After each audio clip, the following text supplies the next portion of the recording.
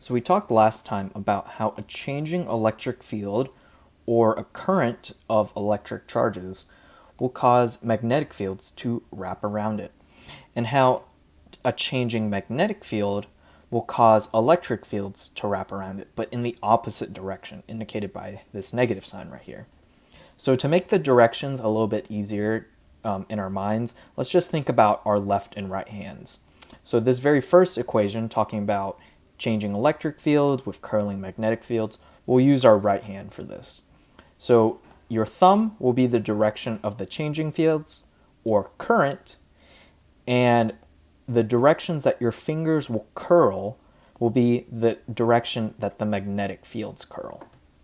And this will be consistent with the way we were notating it last time. And we can think about this other direction, how the changing magnetic fields in the opposite direction as your left hand. So the electric fields will curl in a left-handed direction, while here, magnetic fields will curl in a right-handed direction around any charges. So from that, we know that if we have a charge moving to the right, the magnetic fields will wrap around it in a right-handed direction. Now, some things that I left out from last time is that if you have the same charge moving more quickly, well, you're going to have even stronger magnetic fields, and also a very, very strong electric charge moving at a slower velocity will create the same type of magnetic fields as a smaller charge moving at a fast velocity. And also some things to note that if you have a positive charge, it's going to have right-handed curling of the magnetic field, but a negative charge will have left-handed curling of the magnetic field. So let's talk about how we can use this more conveniently in a circuit, because a circuit actually has a stream of charges. Very rarely do we have just single charges moving around. So this string of charges will cause right-handed curling of magnetic fields. But all of these magnetic fields are sort of separated from each other and relatively weak. Most of the time, you're not going to notice this type of magnetic field around most of your wires in your circuit. But what you can actually do is say that you take this same wire and you make a bend in it. What's going to happen? Well, right here, the magnetic fields are going to wrap around right-handedly and point into the bend. Here, it's also going to point into the bend all along here. And so what's going to happen is that all of these magnetic fields of these 3 points that I plotted here are going to get added up into the same point.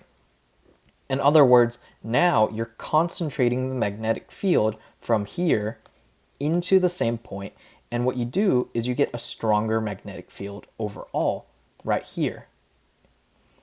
In fact, we can actually make it a complete loop. What's going to happen is if you have a loop of current that wraps around it like this, you'll get magnetic fields that point into the center of that loop, making it effectively a magnet, because here will be the South Pole and here will be the North Pole. But typically you can't just have a closed loop like this, so you may have wire that points in, wraps around, and then comes out. But that will still have the same effect. So essentially what we did was we took wire and bent it into a certain shape that allowed for the magnetic fields that are created to be concentrated more strongly into the same point. In fact, we can actually do this by adding more loops. So if you have a single loop, it's going to create a certain amount of magnetic field. And if you add multiple loops, you're essentially multiplying the amount of magnetic field. So what you end up seeing is that you can connect these loops one after the other into a spiral. And so what you end up getting is a coil. And you actually see this all throughout electronics. You get coils of wire that wrap around each other. And all this is doing is concentrating the magnetic field all into the same point. So all throughout circuits, you're going to see coils of wire inside of motors, and you'll see these types of coils of wires, which are called inductors.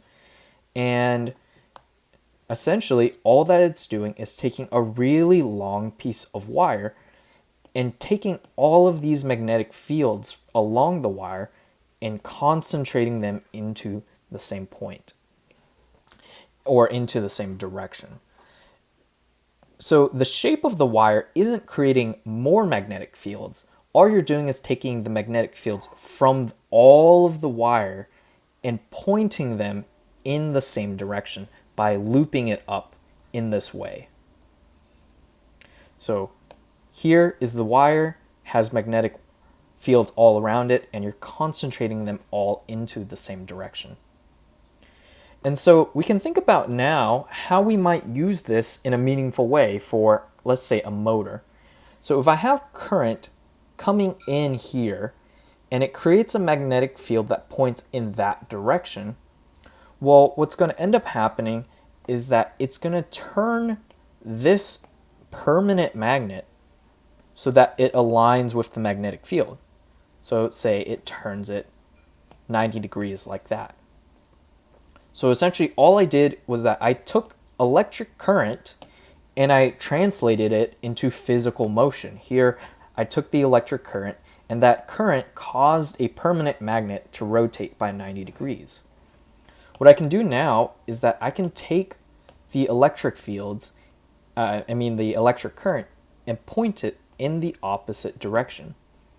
What's going to happen now is the magnetic field is going to flip. And so now this permanent magnet is going to want to turn again, this time another 180 degrees. And so what we can do is that we can constantly take this current and flip it back and forth. We can take the current and make it go one way, and then we can make it go the opposite direction.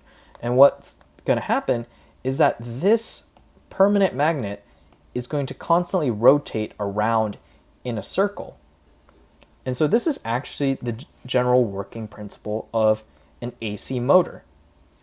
All you do is you have a permanent magnet and you have loops of wire that have an alternating current going through them. This alternating current basically takes the magnetic fields and points it in this direction and then flips it around in the opposite direction. And this constant flipping back and forth due to the alternating current will cause the permanent magnet to rotate around in a circle. And so this is actually the functioning principle of AC motors. And it's one of the many reasons why we have AC current rather than only DC current in circuits.